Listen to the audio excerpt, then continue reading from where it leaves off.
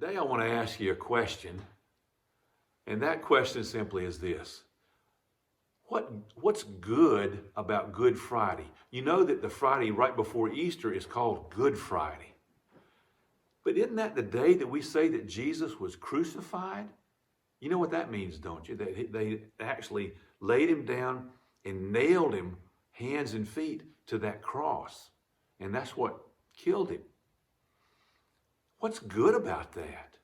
Well, there's a couple of things. It was good for us, wasn't it? It wasn't good for Jesus. That was a terrible time. It was torture and very cruel and painful.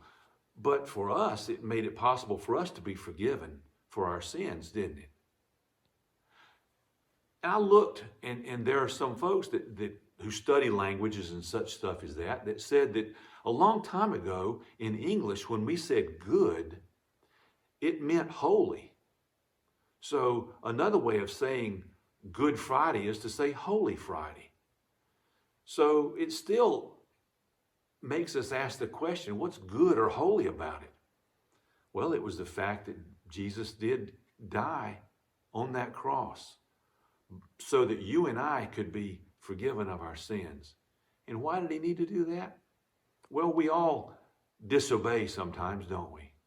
And when we do, usually somebody's going to get punished.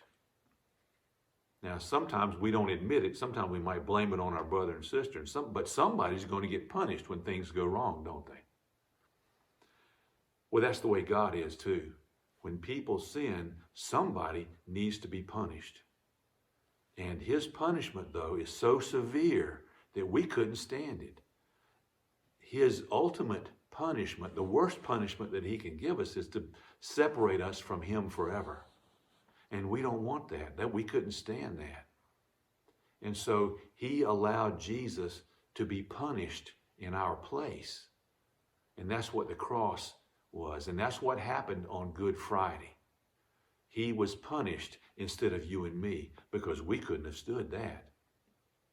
So we need to thank him for that and be glad that he did go through that on that first Good or Holy Friday.